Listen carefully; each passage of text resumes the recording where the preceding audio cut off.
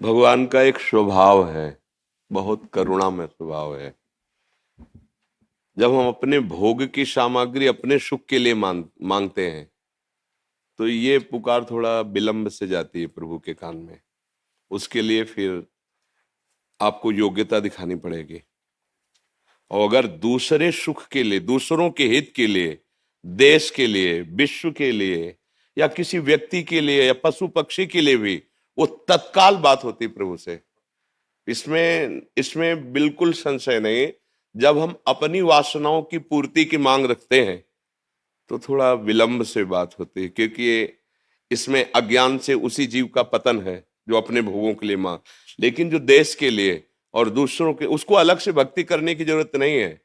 जैसे एक ऋषि मुनि को परम पद मिलता है, ऐसे इस देश भक्त को भी, जो अपने देश को भगवान का स्वरूप मानकर और देश की प्रजा को भगवान की सेवा मानकर करता, उसको अलग से कोई साधना करने की जरूरत नहीं। उसकी वही गति होगी जो एक महात्मा की गति होती है।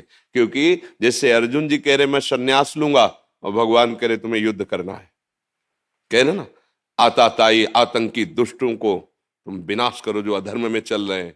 संन्यास लेने की जरूरत नहीं, इन अधर्मियों का विनाश करो और जो हमारे धर्म से चलने वाले असहाय जन हैं उनकी सहायता करो। अगर उनकी सहायता में प्राण भी चले जाते हैं तो तुम्हें भगवत प्राप्ति होगी। परहित सरिस धर्म नहीं भाई, पर पीड़ा सम नहीं अगुभाई। जो दूसरों के हित के लिए कोई भी पीड़ा उसे परास्त नहीं कर सकती। ये निज अनुभव, ये कहूं खगेशा। जैसे काघुशुंड जी गरुड़ जी से कह रहे कि मैं दूसरे की बात नहीं, मैं अपने अनुभव की बात कह रहा हूं कि यदि दूसरों के हित के लिए तुम्हारे मन में बात है तो कोई भी परास्त नहीं कर सकता। रोग शोक शाप ताप दारुण दुखहारी, कोई भी तुम्हें साप देकर नष्ट नहीं कर सकता। कोई रोग तुम्हें परास्त नहीं कर पाएगा, कोई भी बाधा तुम्हें गिरा नहीं सकती, क्योंकि तुम्हारा परहित की भावना है। अगर परहित की भावना है, देखो दोनों किडनी फेल है, अतरे दिन डायलिसिस होता है, और डायलिसिस मैन की हालत क्या होती है वो तो जो उनके ऊपर बीतता है। लेकिन अगर ये कुछ प्रक्रिया आप देख रहे, 1:30 बजे रात्रि से यहाँ की दिनचर्या शुरू होती है, ये केवल इसी से है कि हमारे देश के प्राणी ये समझें कि विषय भोग अधर्म पूर्वक करने से तुम्हें कभी शांति नहीं मिलेगी। धर्म पूर्वक विषयों का सेवन करो, दूसरों को सुख पहुंचाओ, तो मेरे अंदर उत्साह आ रहा है, मेरे अंदर बल आ रहा है, मैं आपसे बात करने के लायक सामर्थ्य पा रहा हूं। कौन दे रहा है? प्रभु दे रहे हैं।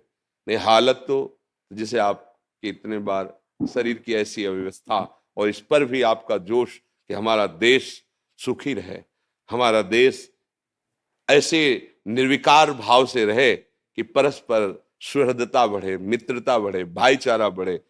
ये छोटी छोटी जो मेड़े बीच में बन रहे हैं ये सब हट जाएं। हम एक घर के जैसे परिवार के अलग अलग कमरों में रहते हैं, ऐसे क्यों नहीं रह सकते? एक बहुत बड़ा घर है, उसका नाम भारत है। ये जो अलग अलग प्रदेश और ये जिला बने हुए हैं, ये हमारे अलग अलग उसी बड़े घर के छोटे छोटे घर हैं। हम कोई भी कपड़ा धारण करें, कोई भी वेश धारण करें, हम एक ही के बच्चे हैं, दूसरे के नहीं हैं। हम सब भाई भाई हैं, अलग अलग कमरों में रह रहे हैं, एक ही पिता की संतान। ऐसा क्यों नहीं समझते? कौन सा ऐसा धर्म है जो दूसरे का अहित करके पुष्ट होता हो? वो धर्म नहीं, वो अधर्म है।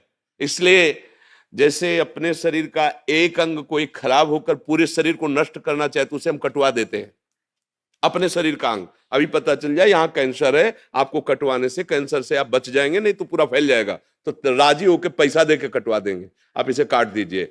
एक व्यक्ति से अगर पूरा गांव नष्ट हो रहा हो, अगर एक जिला एक गांव से नष्ट हो रहा हो, अगर एक जिला से पूरा देश नष्ट हो रहा हो, तो उसको शासन में ले लेना चाहिए, क्योंकि पूरे जीव बच रहे हैं। तो ऐसे ही जो मलिन स्वभाव के, राक्षसी स्वभाव के हैं और ये समझते हैं कि मैं धर्म कर रहा हूं, दूसरों की हत्या करना, दूसरों को पीड़ा देना, दूसरों का विनाश करना, ये राक्षसी स्वभाव कभी धर्म नहीं हो सकता है। इनको शासन में लेना ही धर्म है, इनको शासित करना, इनको दंड देना, यही धर्म है। अगर उसकी हिंसा नहीं होगी तो लाखों को मार देगा वो।